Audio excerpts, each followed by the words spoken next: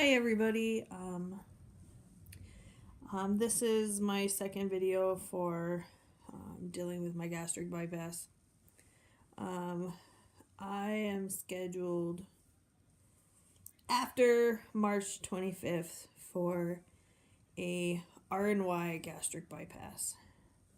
And I'm still jumping through hoops and stuff to that way everything can be sent to the insurance company, and then the insurance company okays it, and then they send it back and they schedule my surgery.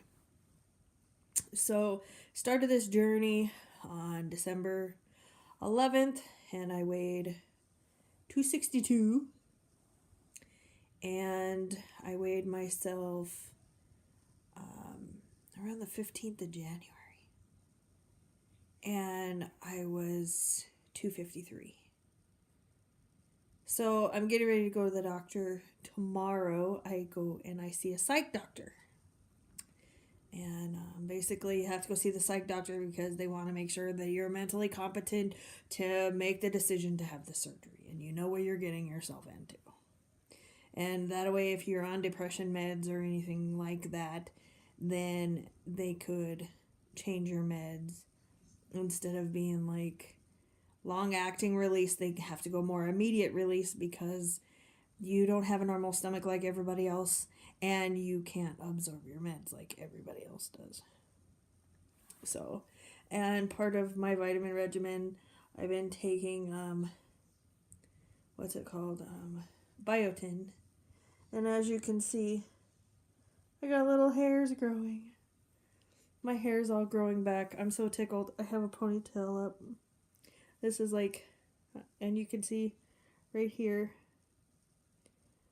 I have little hairs growing. I'm so tickled because for the longest time I had chemo head because I lost all my hair. But anyhow, I'm going to get weighed tomorrow. So far I've lost 9 pounds. I'm using MyFitnessPal, and I'm watching what I eat like all the time. Portion control's like been a really big problem for me, I've noticed my whole life. And what you think a portion is and what it is two different things. And when I've measured things out and put it on the plate, it's actually what is considered a portion actually looks like a lot of food. Like a 4-ounce pork chop is no bigger than this and no bigger than my hand. And that's a portion, you know? And then half a cup, actually it's a full cup of mashed potatoes and half a cup of green beans. That's a lot.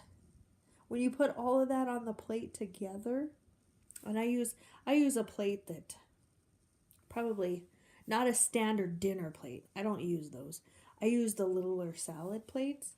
That's what I eat off of, because I'm finding that it's all a mind game. If you give yourself an empty plate and you put all the right portions on a bigger plate, then your stomach thinks, I need to have some more because that's not enough. That wasn't enough food on my plate. Whereas if you have a smaller plate and it's full, then you're like, oh my God, that's a lot of food. I don't know if I can eat it all. That's where my problem was. And whenever I was depressed or upset or whatever, I was an emotional eater too. And I'm trying to kind of watch myself when it comes to that. I have to show you smoke.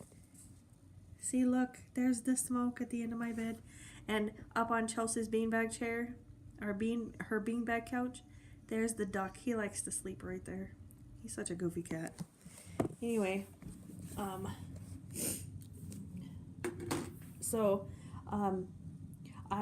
wearing Chelsea's nightie. For the first time in a very, very long time, I'm actually able to fit inside her nightie.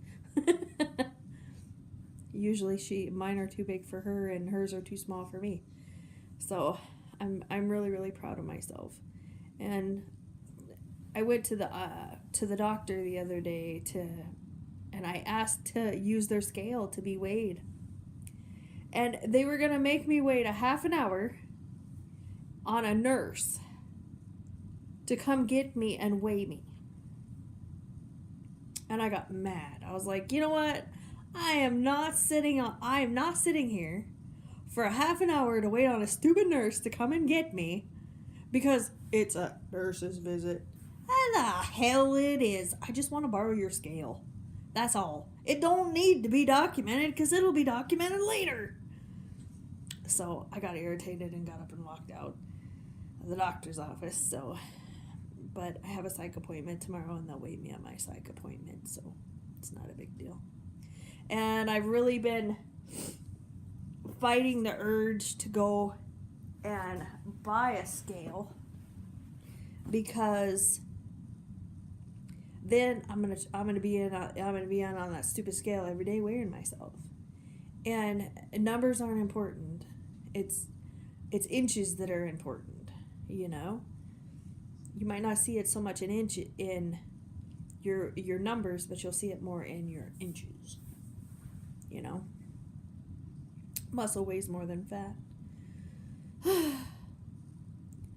So, but yeah, as far as my diet goes, I make sure that I have a protein shake, either in the morning or at lunch, one of the two. I make sure I have at least one protein shake a day. So I make sure that I get in all the protein that I need. And, I got this. It's a Tupperware. See, it's Tupperware. And see, it's got measurements on either side. It's a 20.5 ounce.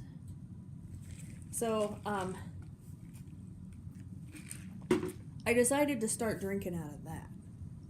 Because then it lets me kind of keep track a little bit better of how much fluid I'm getting. And I've already went through 3 of those today. So 3 and 4 ounces. So I've already went through I already got my 64 ounces of fluid in today. And right now I'm drinking Powerade Zero, because I'm needing the electrolytes. So, other than that, I found out that I can drink water and I'm okay drinking water as long as it has ice in it.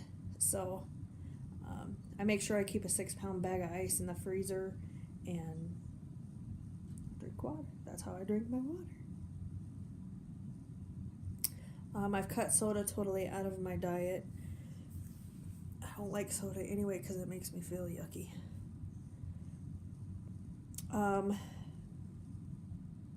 If I make sure that I'm making sure that I'm eating 2 hours after I get up. And then I eat 4 hours after that. So I try to keep myself on a 4-hour routine because that's something that after surgery I'm going to have to do anyhow. So I might as well just get into the habit of doing it. I'm still getting less than 1,000 calories in a day. I broke 1,000 yesterday. I got 1,006. So I saved it in my FitnessPal, and it said that if I had more days like I did yesterday, that I would probably, within 5 weeks, I'd weigh 238 pounds. And that's okay because that's about where I want to be when I have this surgery anyway. That way I only drop about 100 pounds. And that would be right where I'm supposed to be anyhow. So, I really, today I had my protein shake for breakfast. For lunch, I had leftover chili. I had a cup and a half of leftover chili, which constitutes a bowl of chili. And for supper, I had a hamburger patty and some chips. And that all come up to, I think it was like 900 and something. And then I make sure that I walk during the day. I make sure of that. And if I don't walk, here lately, I've been freaking scraping snow. So I go out, if my if my driveway and all of that needs scraped, then I'll go scrape snow and I won't go for a walk. Because I'm getting both in anyway. Let's see what else. My protein's easy to get in because I get in 30 in the morning and then I have whatever left over throughout the day. I went to the dollar store and I found these little containers that are about like this big, and they're just little shallow ones and they have a lid that goes over the top. I'm guessing people would use them to put protein powders and, you know, that sort of thing for like our formula and stuff like that in for babies or whatever. And I found it for $1 at the dollar store. So I picked up some of those, and I'm going to go looking around and seeing if I can find other things. I think it's only an ounce, these little tiny cups with lids on them. So I think I'm going to look around and see what I can find as far as other stuff like that, to help with like putting portions in or whatever after I have this surgery. I think that'll really help. I have baby food piled up already. I got enough protein for my protein shakes to last me for quite a while. I did find a pre-made that I liked, and it's the Walmart Equate off-brand chocolate. And I wish I would have left I had a container that I had drank this morning that I had just left set beside my bed. I wish I would have left it in here, but next time I do a video, like after I get weighed or whatever, I'll show you what it looks like. But I found that, and it tastes really, really good. I'm not exactly sure it's going to taste the greatest after I have surgery because they say everybody's taste buds change. So, we'll see. But anyhow, I thought I would jump on and make a really quick video. It's cold in North Dakota. It's snowing and blowing.